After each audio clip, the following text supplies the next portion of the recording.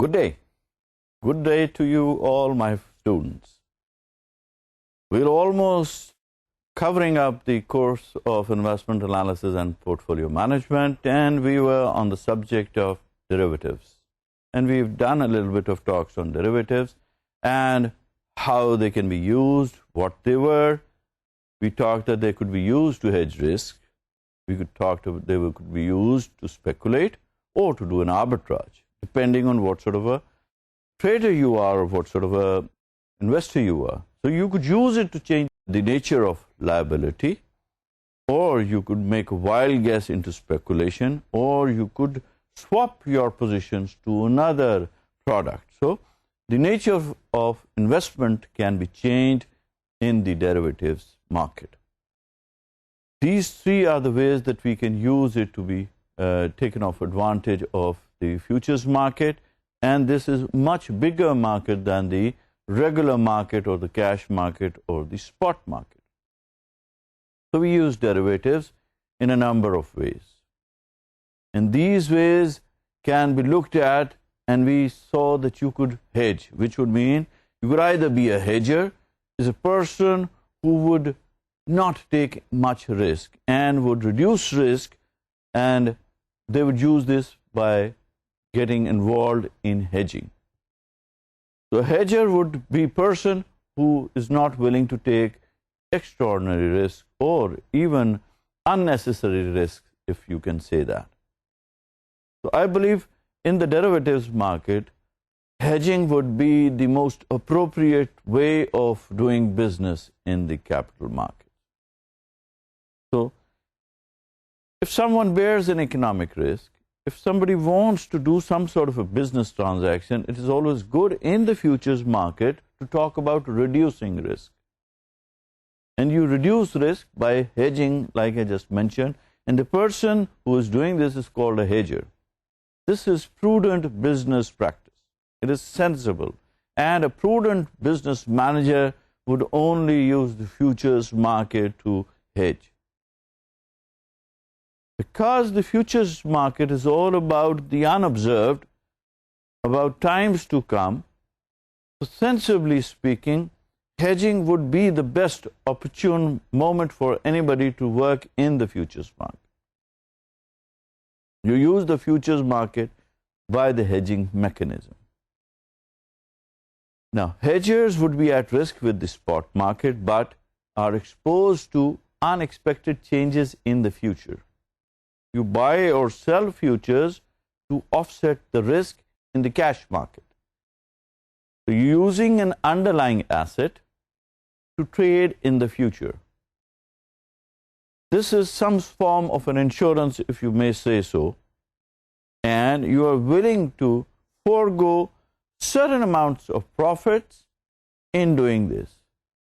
Since we are taking the liberty of foregoing profits, we are also then talking about looking at the aspect of saving ourselves from unnecessary risk. At a cost, though, but it is better to have reduced profits than to have none at all. So hedged returns have a safer period to be investing in. Now we can talk of two different kinds of hedges. Either we could short sell, or we could go long. So you short hedge or you long hedge. When we are talking about short hedging, we mean that the cash market inventory is exposed to a fall in value, and you sell futures now to profit if the value of the inventory falls. In the other case, in long hedging, the anticipated purchase exposed to a cost, and you expect the market to rise, so you buy futures now to profit if costs increase. The good thing about futures is that you do not really have to commit all your funds in the product, because you're doing all this business on a margin. Another type of trader that I mentioned was the speculator, a person who uses the derivatives market to bet on the future direction of the market. You bet on the future, you speculate on the future, you decide and determined on your own analysis or wild guesses that what the future is going to be for the market. A futures market used by a speculator would be something that you would take a risk for. Not the best of ways to do investment in the futures market. So a person or a firm who accepts the risk the hedger does not want is called a speculator. There is a definite difference between a hedger and a speculator. Speculators believe the potential return outweighs risk. They think the return is greater than the risk. The primary purpose of derivatives market is definitely not speculation. Rather, they permit the transfer of risk between market participants as they desire. We do not encourage speculation. We do not want to abuse the futures market.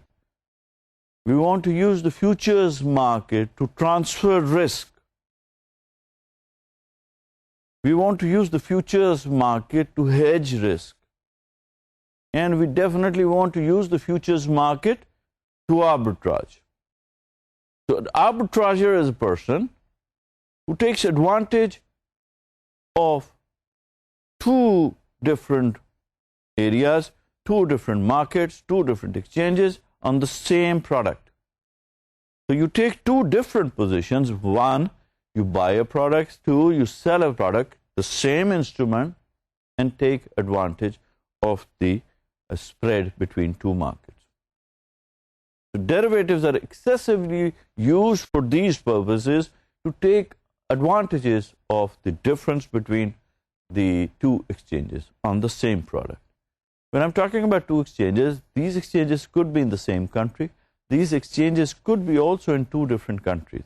So you take advantage of the different markets to earn a profit. And you do so by taking opposite positions in the market.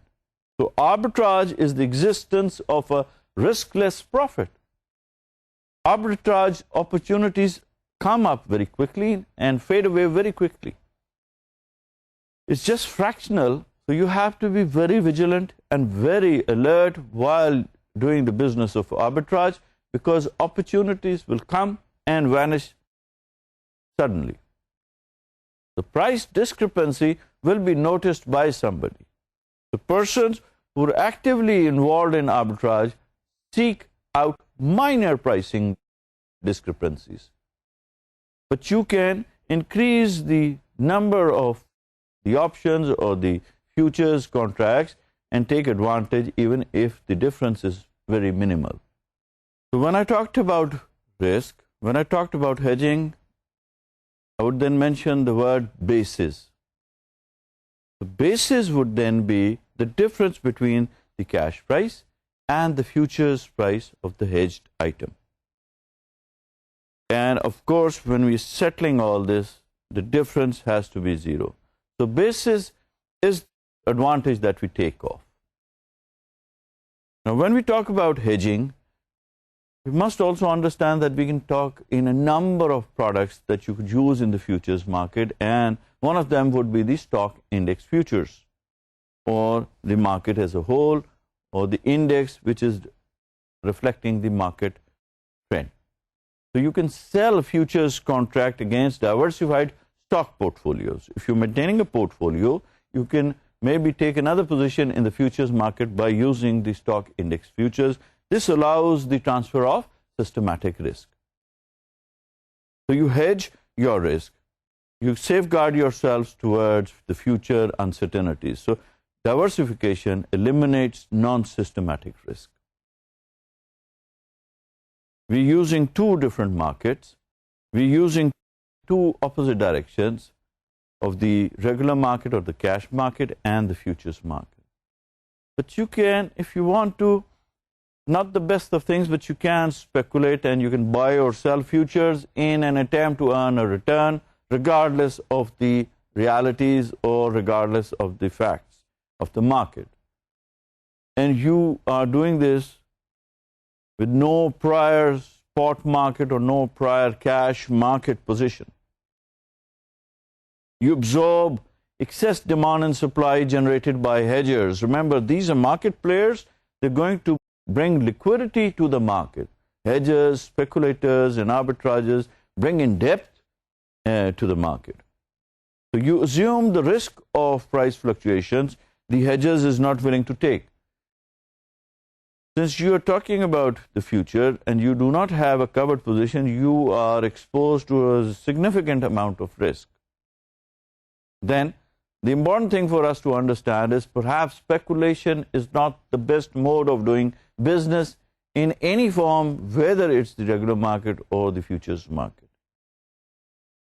Speculation would then be mirroring the reflecting upon your results with no guarantees of you being able to make any profits. In fact, there then would be no guarantees at all to maybe you're getting back your principal amount as well. If we were to look at the futures market as a market where you can use different products, speculation would then be a product or a way that a derivative is used to be avoided at as best as you can. So traders who expect markets to rise and fall will act accordingly when they're talking about investing in the futures market. So if I were to be asked what would then be the best way of using the futures market, I think I would support hedging to be a much better form of investing in the futures market, and probably recommend not using the futures market for speculation. Since speculation is not really the best mode of investing because there are no underlying assets that you have, there are no support mechanism for you to fall back upon if things go bad or things go against your plans, you will be in a position where you might lose a lot of money. Yes, people do agree to the fact that there is a loss, and they're willing to take this risk because they think that the profits that they will generate will outweigh the risk that they're going to take. So you can use the futures, the financial futures market, by going long in them or going short in them. But there is an opportunity to fine-tune risk-return characteristics of the portfolio. Also, at maturity, stock index futures are settled in cash. So we can get into the index futures or we can get into the financial futures, but it is difficult to manage delivery of all stocks in a particular index because there is a diversified portfolio, and it is not just simple as that to get hold of all the proportionate shares for you to be taken care of. So mostly cash settled way would be the best way to handle these financial futures, the index futures, or the portfolio futures that we are talking about. So the contracts can be on a currency, on an index, on a fixed income security, or even currencies, foreign exchange, interest rates, T-bills. At maturity, T-bonds and T-bill interest rate futures settle by delivery of debt instruments. So you can talk about settlements on T-bills and T-bonds by way of actual deliveries of the debt instruments. If you expect them to increase, if you expect the rate to increase, then you can sell interest rates futures or buy interest rate futures if you think it will decrease. Depending on what the trend of the market is, depending on how you look at the market, you will be able to do that transaction in the futures market. So it is difficult to short bonds in spot markets. Do you know why? The reason is that bonds are not very liquid. Bonds are not very exciting because they've got a fixed return on them, and then they do not want to be taken as some sort of an investment that would give you interesting returns, because you already know what sort of a return you're going to get. You already know what the maturity is going to be. So maybe you won't be able to get very excited about the fact that you're, getting yourself involved in. The reason why even in the regular market we are not very excited about bonds, and perhaps not in the futures market, is yes, it is a safe investment horizon where you know your future cash flows and the exact percentage of what you'll be getting as a return on your investment in fixed income bonds. You can also use the index for arbitraging at different exchanges. The important thing to understand about the futures market is that we do not encourage people, we do not anticipate that undue risk, unnecessary risk will give you spectacular profits. There is no study to support that you will take extraordinary risk and then get extraordinary returns. Just to give you an example, how a futures trade would be working, I would recommend have a look at the slide on your screens, and you will understand that there are investors who are taking a long position in 2 December gold future contracts, let's say on June 5. Now, the contract size is 100 ounce. The futures price is US dollars 400. The margin requirement is US dollars 2,000 per contract, which would make it a $4,000 in total. But to maintain the margin, you would need 1,500 US dollars, which would then become $3,000 in total. Now, we were talking about margins, we were talking about contract sizes, and I had mentioned that each product has a different contract size. Here, 100 ounce would then be the contract size for the gold that you're going to be investing in. We're talking about a future investment product.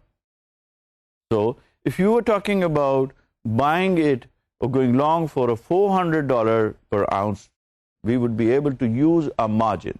Now, if we were looking at margins, maybe we're looking at margins something like 30% or 20%. So you'll need, instead of $4,000, maybe you'll need $1,500 to use your account, margin account, to trade. So if you're taking 2 contracts, you'll be using $3,000 to use yourself in the contracts. Now, with passage of time, on a day-to-day basis, since we talked about mark-to-market in the market and evaluating what profits and what losses are going to be on a day-to-day basis, although the future contract is settled later, but we do look at the profits and losses on a day-to-day basis. Now, once again, I would encourage you to look back onto your screen, on which you will now be seeing a new slide, and you will be looking at a possible outcome of the trades that you've done on a week-to-week basis.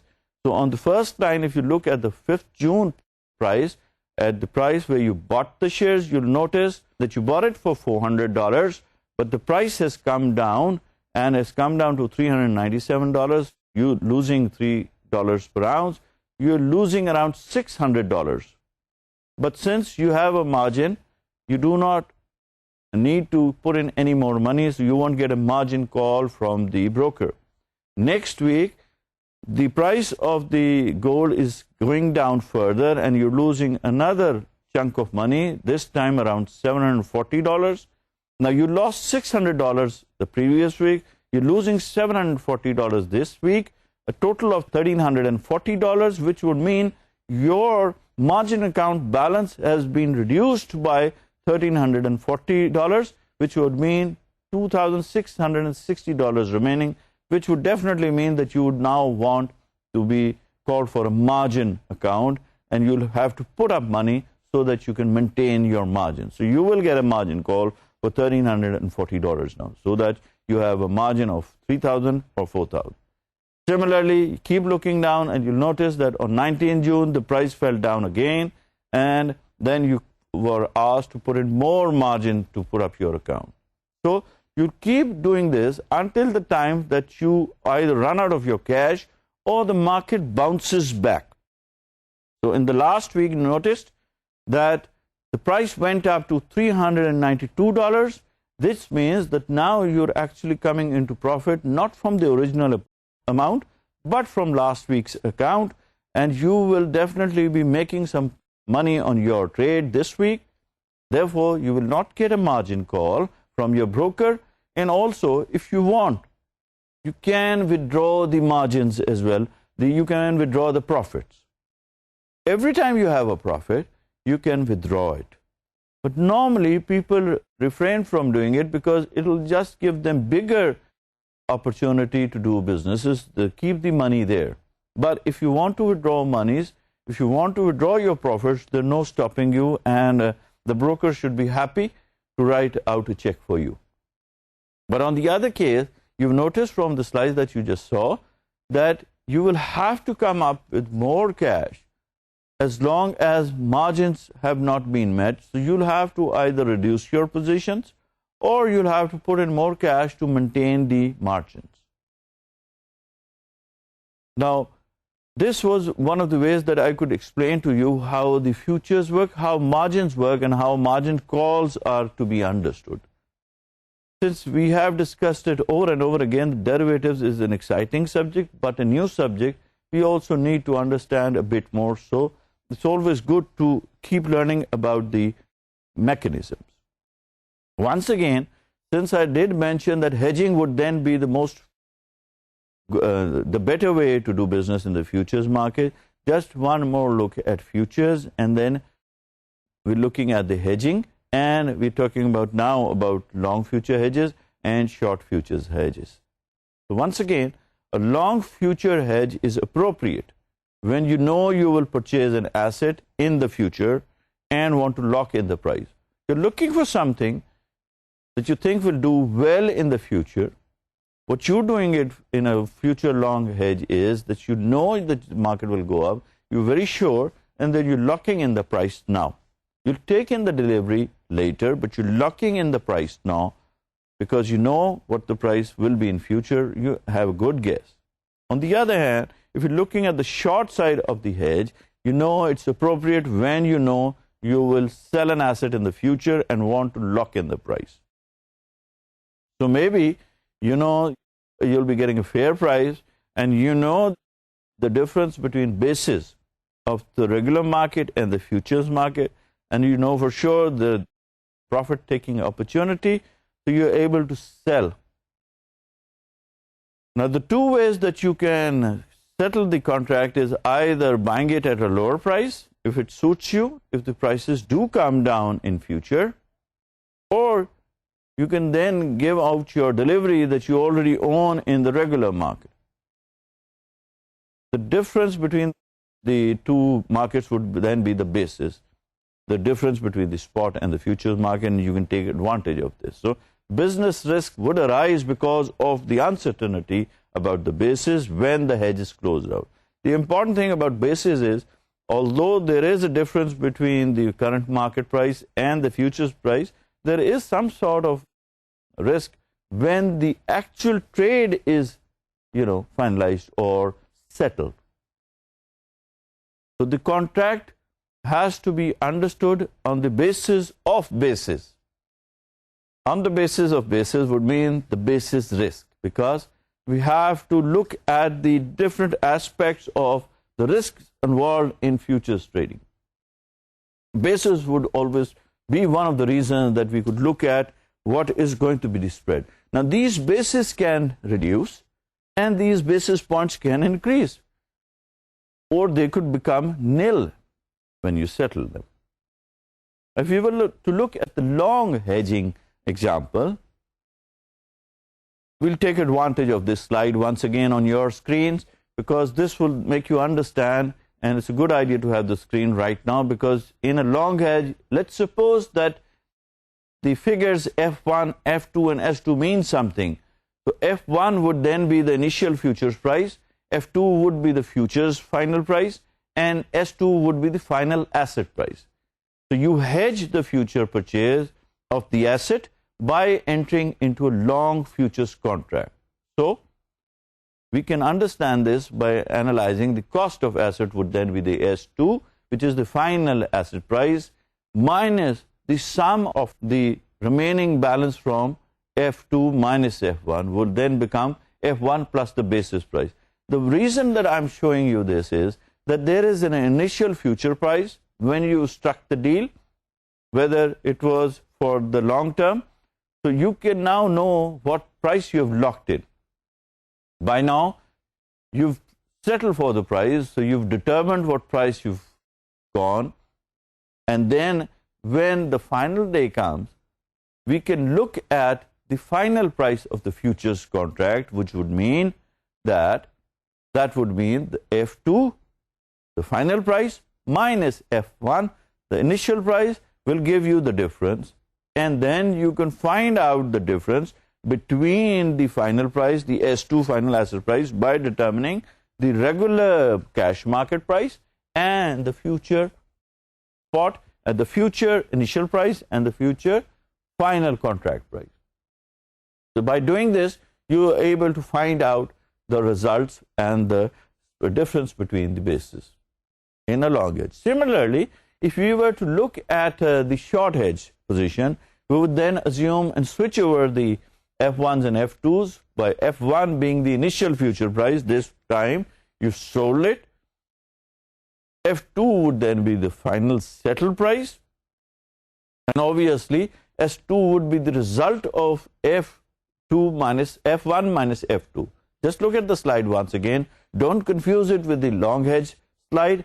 This is slightly different. So you hedge the future sale of an asset by entering into a short futures contract. Thus, the price then would be S2 plus the sum of F1 minus F2 is equal to F1 plus the difference between the basis price. Now, it's all in F2s and F1s. You have the initial prices and the future prices.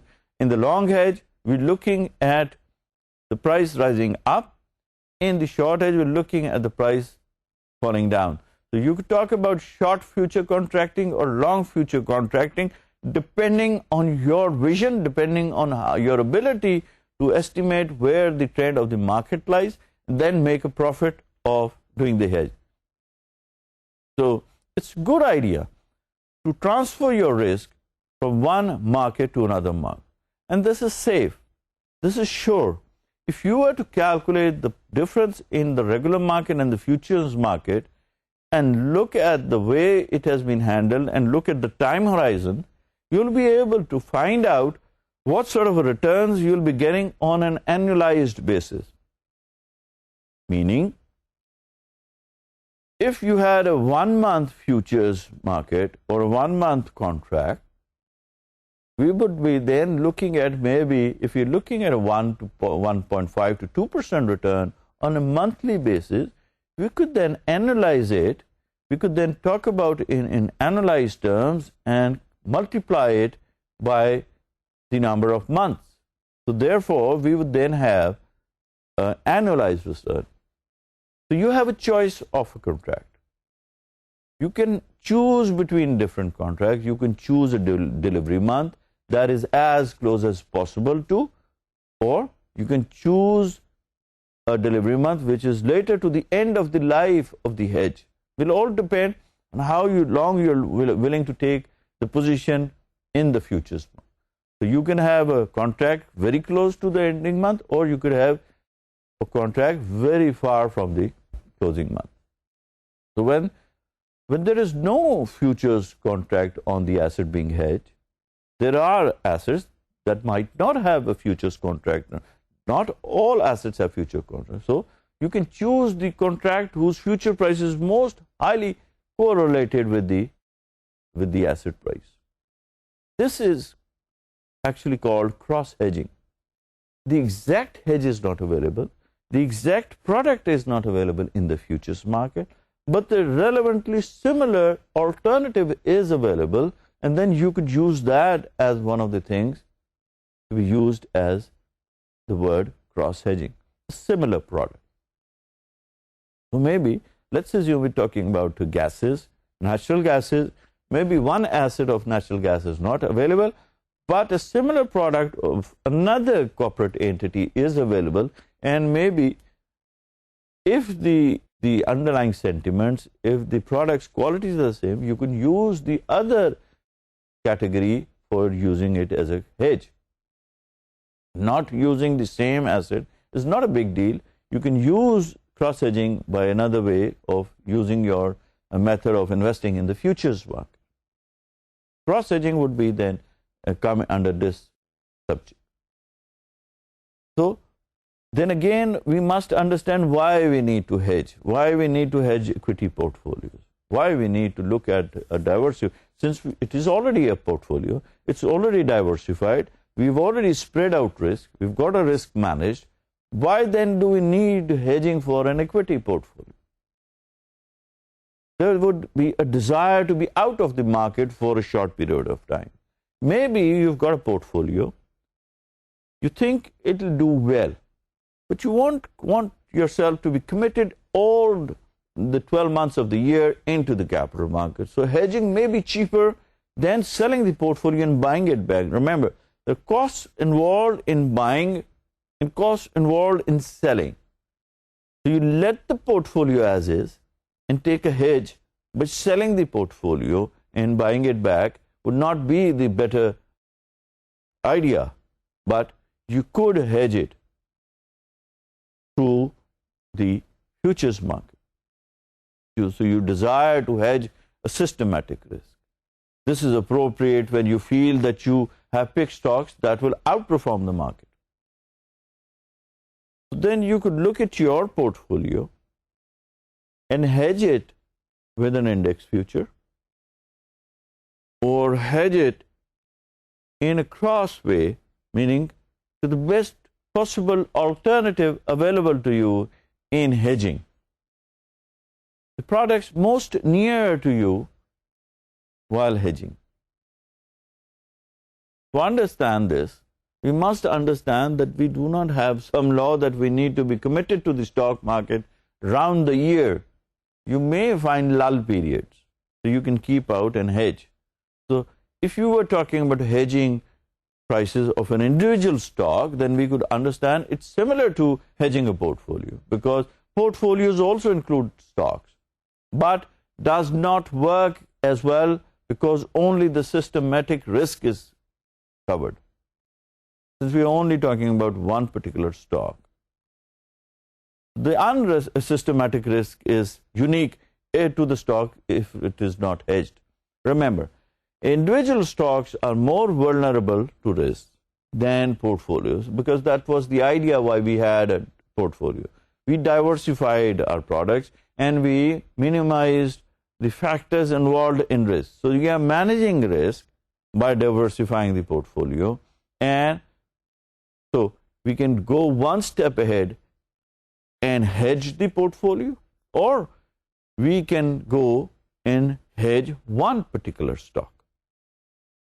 So if we look at hedging portfolios and we look at hedging one singular stock, we would be talking about systematic risk hedging or unsystematic risk hedging, because portfolios would cover systematic risk but would not cover the individual stock. So unsystematic risk that is unique to the stock cannot be hedged or is not hedged. Since diversification was done in anticipation of managing any untoward incident, and then we are going one step ahead of even managing that portfolio by hedging, the idea then is it's always nice to cover yourself, because you never know what lies in the future. So if we were looking at the returns of a hedge, we must understand that we have to look at them as returns from hedging equities. You may want to be out for the market for a while. I just mentioned this. This was so even in the case of a portfolio. So even if it was about your individual stock, you might want to be on the sidelines. So hedging would then avoid costs of buying and selling. You have a front load, a back load, or you have commissions in buying and selling that will add to your costs. So one of the reasons that we can avoid avoid commissions is by hedging ourselves and then not getting rid of the stocks, not getting rid of the portfolios, and using the futures market to hedge and take a position there as well. Suppose stocks in your portfolio have an average, above average earning per share, and you expect your returns on the portfolio to really do well compared to the general market. But you feel that you have chosen well, you feel you've done well with the initial selection process, but then you want to wait it out for bad times. You think you might take advantage of a dip in the market. You're not planning to sell, so hedging ensures that the returns you earn are risk-free. What happens is, assuming that the investment is for the long term, assuming that you've put in money with good decisions, and you definitely think that your portfolio will outperform the market eventually, you also, in hindsight, think in between there is going to be volatility, and then you might find erosion in the prices of your stocks in that portfolio. That period can be utilized in a better way. In a better way by not offloading your portfolio, letting it remain the same, and then going out into a hedging position in the futures market by maybe selling short hedging, and then recovering profits even further when the prices come down in your favor and you cover the short positions. Now, this is going to be definitely more advantageous to you because it's going to reduce your earnings, reduce your investments, make more profitability. So you can roll the hedge forward as well. You can use a series of futures contracts to increase the life of a hedge. Each time we switch from one hedge to another hedge, or each time we switch from one future contract to another, we do incur a type of basis risk, because remember, there's difference between a buying price and a selling price in the regular market. There is difference between a buying price and a selling price also in the futures market. So every time you buy or every time you sell and then buy, you'll be selling it at a lesser price and buying it at a higher price. That again would bring in some sort of a cost to your portfolio. So buying and selling and rolling over your hedging positions from one contract to another is going to incur costs as well. So maybe we can manage the hedging in the same contract. If you're using different contracts, if you're using different months for your hedging needs, there is a cost that you'll incur, plus there is a basis risk that will have to be taken care of, because there's definitely going to be a basis difference between contract of 1 month and the contract of another month. So the basis has to be taken care of as well. The idea about investing in futures market and the idea of investing in the regular market is all about timings. If you've got your timings right, and if you've done your homework well, I think we'll be able to manage out basis risk as well. If we were to understand the cost involved in rolling a hedge or the cost involved in cross-hedging, we would understand that we need to be good in these matters. So once again, if you were to look on the screens, you would find the slide appearing now in front of you, and you can look at the simple valuation of futures and forward contracts. So the spot price for today would be S0 or S nil. The futures or forward price today would be F0. The time until delivery date would then be T, and the risk-free interest rate for maturity would be T, which would mean R. So you have spot prices today, you have future prices today, you have time until delivery, and you have a risk-free interest rate for maturity period T. So if we were to look at an opportunity, arbitrage opportunity, we could look at the example of the gold arbitrage opportunity. Once again, towards the slide, you will look at the spot price of gold being $390. The quoted 1-year forward price of gold is $425. 1-year US interest rate is 5% per annum. Assume there is no income or storage cost, then would there be an arbitrage opportunity for you or not? The hint is in the price of gold, that is $390. Forward price is $425. Interest is $5. So you can understand that these are opportunities. Now, if I were to talk to you about gold, we would understand that $425 would be the forward price. Now it is $390. Assume there is no cost involved for storage. Assume there is a 5% per annum charge. Let's assume the price of percentage in dollar terms and the original price. You'll still find, if you were to looking at a 5% cost, and if you were looking at $400, we'd maybe looking at a cost of just $20.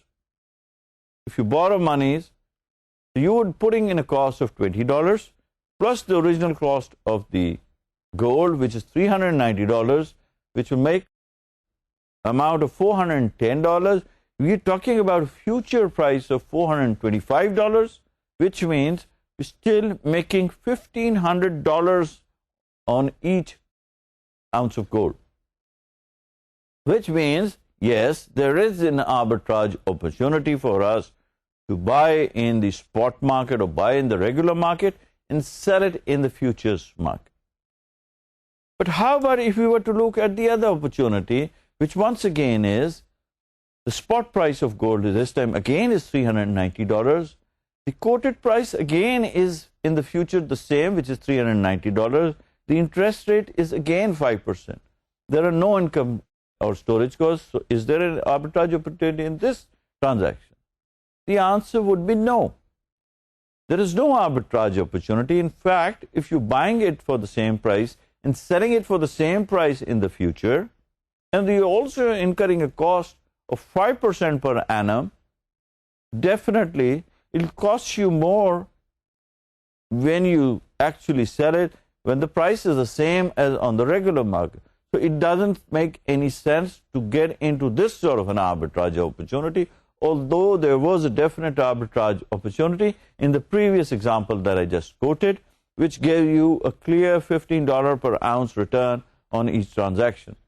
But in this current example, there's definitely no arbitrage opportunity that you could avail of.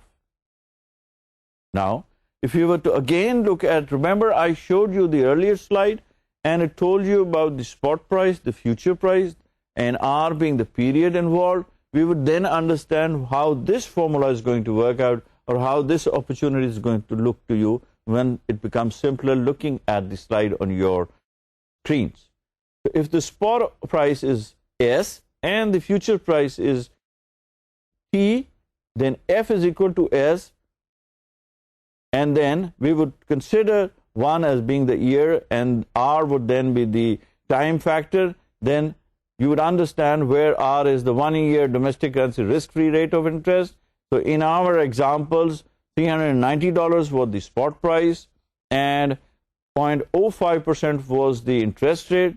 So then the cost of your product would be $409.50 and the futures forward price was $425. So you were making money on this transaction. It is always good to understand transactions. It is always good to understand examples, and it is always good to understand what's happening, because with examples you're able to grasp the issues more. Now, why were we getting into the subject of derivatives? What are the uses of derivatives? Risk management was one, income generation was another, and financial engineering was yet another. So, if we were to look at the uses of derivatives, we could have any number of uses for our derivatives investment. Let's talk about risk management. If we were to talk about risk management, we would understand one of the ways that equity managers use market risk management is market risk, or the bond manager's interest rate is similar to the farmer's prices. Remember, the first slide that we saw in the derivatives subject was the reason why we had this derivatives was because we were trying to protect farmers and the unpredictability of prices of agriculture product, and that is why we had the futures derivatives market. So you manage risk, the equity manager's market risk or the bond manager's market risk is similar to the price risk of the future. So you can do this by also talking about risk transferring. So you could transfer risk. Derivatives then provides an excellent means to transfer risk from one market to another market, from one person to another person, from one participant to another participant, provided all the parties involved are willing to bear it. You have to talk about risk transfers. Obviously, that is the way we use these derivatives markets. Another advantage of the derivatives market is the derivatives market provide financial leverages. since we're not going to do all businesses in cash, since we're not going to do all sorts of businesses of the futures market in cash, we use leverage, use financial leverages to do this sort of a business. Now, I talked about risk management and I talked about risk transfer. So how do you manage risk in the derivatives market? And we come to the word called hedging. And the gentleman or the trader who does that would then be a hedger. So the hedger's primary motivation is risk management. The reason why we get into hedging is to safeguard ourselves and to manage risk, minimize risk. While talking about risk management, we talk about a hedger who's someone who's bullish and believes prices are going up, or someone who's bearish and believes prices are going down. Because hedging doesn't necessarily mean you're going to talk about markets going up only. We're talking about markets going up and markets going down. So we can tailor our risk management. We can talk about tailoring our risk exposure to any point depending on bearish or bullish sentiments of the market. So one of the best ways to use the derivatives markets once again is through hedging. So this is how we manage risk. This is how we use two markets. This is how we use the spot market and the regular market by understanding the transfer of the risk mechanism. The idea of the derivatives was, remember, about looking at price risk. We do not know what the price is going to be in the future. Yes, we can make good estimate what the trend is going to be based on systematic factors or unsystematic factors. We have external factors and we have internal factors on which we can base our studies. We can make some sort of estimates, but we must understand that these are things that we have to look at while we're looking at managing risk. So we could be looking at falling prices, we could be looking at rising prices, we could be looking at a flat area in between, which people would prefer not to be in the market, would prefer to be on the sidelines. So markets move in both directions. Obviously, there is a neutral period in between. Have a quick glance at your screens and you will be able to see a diagram will show you how the falling prices and rising prices are going. You expect them to be bearish if prices are falling. You expect them to be rising if the market is supposed to be bullish. And in between, you will also be maybe seeing a flat period where you expect the market to remain neutral. So there can be increasing bullishness or increasing bearishness depending on the expectations. The reason we use the futures market is that we are able to take advantage of our original positions and a change in plans in the short term as well. So if we're talking about a 1 year horizon and we're talking about long-term upward trends, there can be just the chance that you might have dips in the market, you might have downsides in the market for short periods of time, and we can use this risk management procedure by shifting risk or transferring our risk to the futures market by taking an opposite direction for the short while. And then closing on that contract in the futures market, and we are back on track to our original plans of going bullish in the market. So by transferring risk, by using two different markets, we are able to transfer risk, we are able to manage risk, and we are also able to, in this process, take advantage of further inventory profits by taking a smaller position in the futures market in the opposite direction. So one thing that all users of the derivatives market must understand, that risk must be quantified and risk limits set. You must be able to understand your potential of bearing loss. So risk must be quantified and risk limits must be set. There has to be a limit, a cutoff point. Yes, this is where I'm going to get out of the market because this is the type of loss I'm willing to take. Beyond that, you're not going to be taking any loss because maybe you cannot afford to. Nobody can afford to have infinite loss. Nobody. So you have to set your limits where your losses are going to be enough for you, and then call it a day and come back to get into the market sometime when things are better. So exceeding risk limits not acceptable even when profits results. Taking unnecessary risk is not sensible. You have to be diversified when you're talking about derivatives. You have to have a scenario analysis that you have to be looking at. It is important. You see, all sorts of analysis are important at all sorts of markets. You must understand that these are going to help you in the long run. So, by being diversified, by being able to set limits, by not exceeding limits, you are doing yourself a favor, because exceeding risk limits will definitely not increase profits. We talked about this before as well. It is no guarantee that the amount of returns will be equal to the amounts of risk that you take.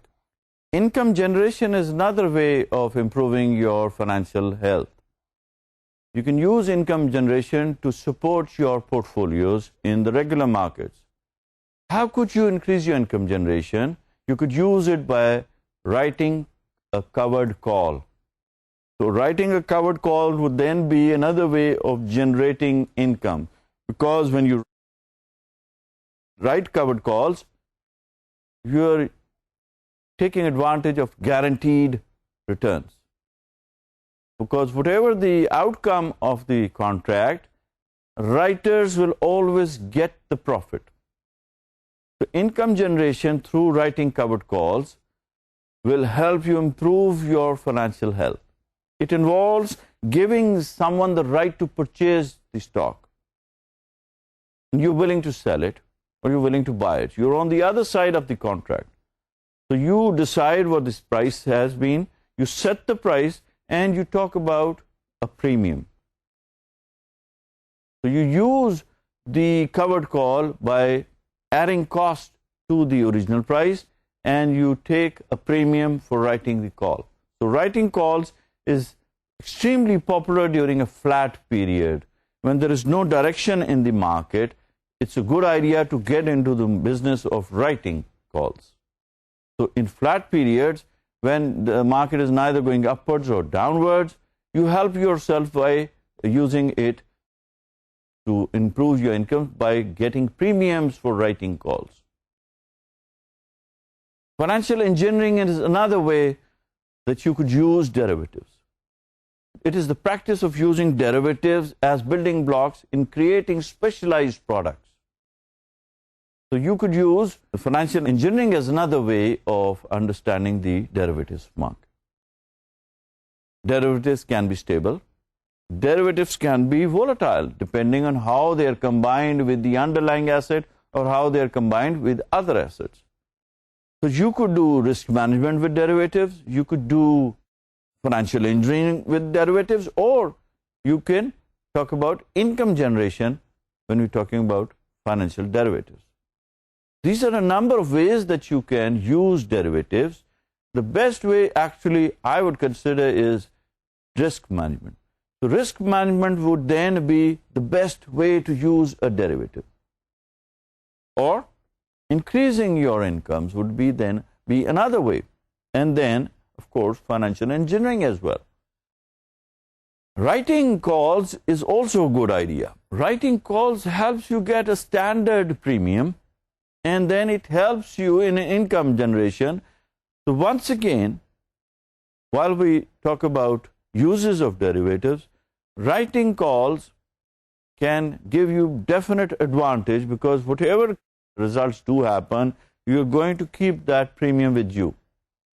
So writers are insured of returns on the calls that they are writing and will be guaranteed that premium, regardless of whatever happens to the contract. Whether there's profitability in the contract or there is a loss in the contract, a writer will always be able to use the premium. Now, back to financial engineering, you can use a number of different products, and you can talk about puts or call futures or other forms of derivatives in financial engineering. Plus, you know that derivatives are neutral. They are neutral. They're neither inherently risky nor inherently safe. because derivatives are based on an underlying asset. It is for the underlying asset to be safe or risky. Derivatives are then going to go one step ahead of exaggerating the risk or exaggerating the safety, because derivative itself does not have any value. Derivatives is an extension, a byproduct of the underlying asset. And obviously, we'll be talking about more things on derivatives, and maybe we'll add in something about options as well when the next lecture comes in. Thank you.